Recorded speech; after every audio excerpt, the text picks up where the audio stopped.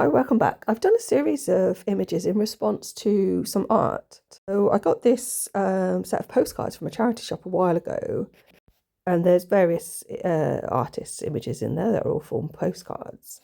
So I've chosen some of them and done a painting in response to it. It's not in any way meant to replicate the image, more maybe the energy of the artist. So this is a painting by Yves Klein, and it's called Éponge Bleue, blue sponge.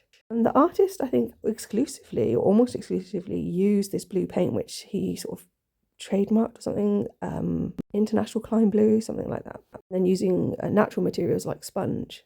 And interesting, my daughter made a comment about blue the other day, about things appearing blue because of the way the light scatters. And I think that there's no true blue pigment in nature, something like that. So in my image, I did use a little bit of blue. It's kind of this pastel-y type blue, but it's mixed with these sort of reds, bronzy reds, and sort of a creamy yellowy mix. And there's two sort of separate objects.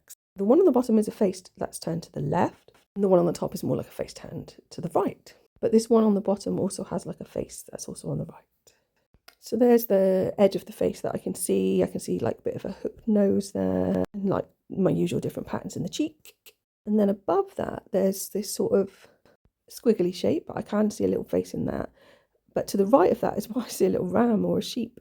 And then there's this other more haunting face looking off to the right-hand side with this really big eye. And there's other squiggles underneath that, but can't quite make anything out in particular. So the face at the top is looking towards the right-hand side. I can see like a letter F somewhere like just above the bridge of the nose. Just looking at the face, I get a look of sort of a feeling, of like shock or horror. All the things I've seen.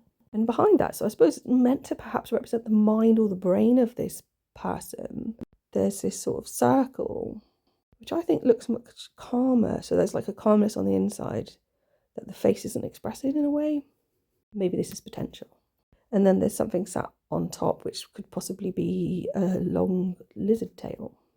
Turned upside down, our serious face becomes what I think looks like a cow, which I think relates to this idea of using the blue pigment. It was often used for Virgin Mary, partly because it was the most expensive, but I think there's deeper reasons.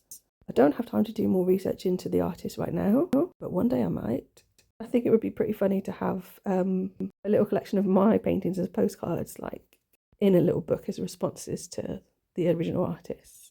Thanks for listening.